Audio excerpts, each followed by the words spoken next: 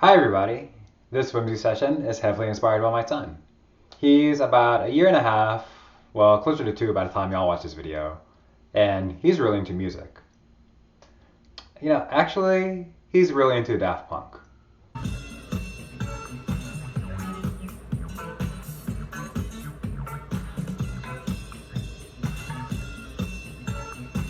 No, seriously, he's really into Daft Punk.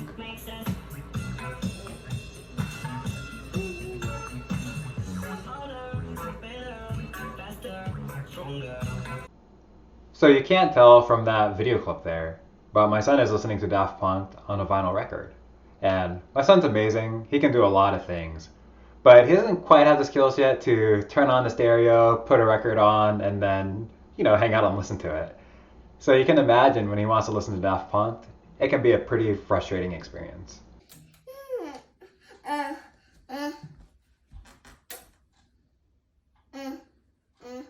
Okay, but we don't have to listen to Daft Punk on a vinyl record. There are other options. For example, we all walk around every day with these pocket computers that have Spotify or Google Music or Apple Music or whatever streaming service you want to subscribe to. And after a couple clicks, Daft Punk's playing, no problem. But again, this is another situation where my son doesn't have a lot of control over the experience. So, like any good engineer, I came up with a really complicated solution to this problem.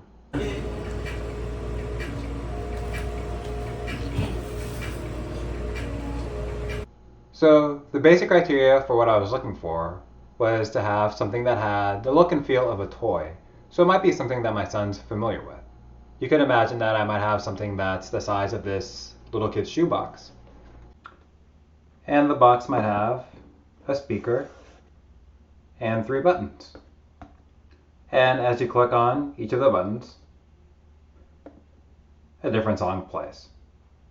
When I first embarked on this mission to make this music box for my son, the first thing that came into my mind was a Raspberry Pi. Raspberry Pis are these special little computers that let us do anything, really, like make a magic mirror. So Raspberry Pi, I've used them before. I don't really know the electrical wiring stuff too well, but I figured if I can do stuff with a Pi, I'm halfway there. So I did a little research and I found a tutorial on raspberrypi.org on how to make a music box with a Pi and a little Python script. So now I'm all in. I can definitely do this. I can buy a Pi. I can follow a tutorial. Let's go. There's only one thing I was missing, and that was time. Despite living through this pandemic where we're not going places, leaving the house, a lot of time at home, I didn't really have a ton of free time because it turns out when you have little kids, there is not much free time. So where was I going to find this time to work on this project? Fortunately, at the beginning of the year at work, we were having a hackathon at work.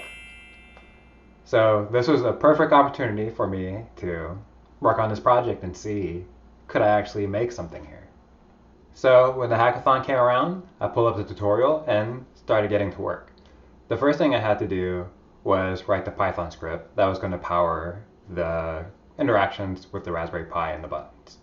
It was fortunately not too hard to grok. I haven't done a ton of Python ever before this project, but it wasn't too hard to follow the instructions, pull in the library, and things kind of worked. I didn't have the music files yet, but I could pull some free sounds online to make it work. And things were going well, things were working. I had 2 buttons wired up playing sounds, but there was one that just was not working, and I could not figure out what was going on. I turned to a tool that's helped me get unstuck a lot in the past, and that's pairing. So I reached out to a few coworkers and said, hey, can y'all look at this with me? Maybe you can figure this out. First thing we looked at was the Python script. Wasn't much to it, seemed to be working fine. So we immediately rolled out the software. The next thing we wanted to look at was the board and see was there something not wired correctly. So we tried to do this over Zoom. I had my phone overhead trying to look at the board, everything's shaking. Not a good experience for anyone to pair and look at a board that way. And finally my coworker Joey, he had a good idea of just take a picture. Take a picture of your board, send it to us and we'll see if we can see what's going on. And after a few minutes, fortunately, somebody saw it. So here's my board that I had, and here's all the stuff wired up. And it's a really subtle thing. If you have done electrical wiring before with a breadboard, it'll stand out to you immediately. It did not to me.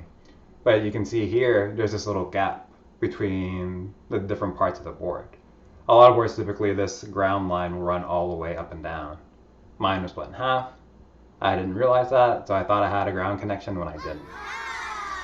Fortunately, pairing helped me fix this problem really quickly, and I was able to keep moving with the project, and it worked. Everything is going extremely well. Alright, so now I have a thing that might one day become a music box that my son could use to listen to music on. But after, putting this together, working through the hackathon, I wasn't totally satisfied with the solution that I'd come up with. Like I said before, Raspberry Pis are these amazing computers that let us do so many things. And I felt like it was kind of a disadvantage for this project. Raspberry Pis have a bunch of software on them, they have internet connections, and all kinds of other stuff that I did not need, and honestly could be a liability down the road. So I went back to the internet, did more research, and I came across this board from Adafruit. And this board was exactly what I was looking for, exactly what I had in mind. It's a board that's pre-programmed to listen to inputs at different points, and once it receives input, it will play a file associated with that input. But now I was presented with a new challenge, because with Raspberry Pis, something that I was a little bit familiar with, I hadn't done a lot of Python before, but still familiar. I could figure my way through that. But with this Adafruit board, I was going into new territory. I hadn't done a ton of electrical wiring, and the board was pretty bare bones. If I wanted to wire up some connections, I would have to solder them together. So I did more and more research trying to see if this is a good idea, was this something I'm going to be able to do by myself. And I really just wanted to have someone I could just talk through this idea and see, hey, is this going to work? Fortunately, my coworker Jason, he does a lot of electrical wiring between building amps and speakers and guitar stuff. So I figured it was going to be right up his alley. So I pinged him and said, hey, can you just spend like a few minutes with me talking through this thing? Hey, thanks for jumping on this call with me.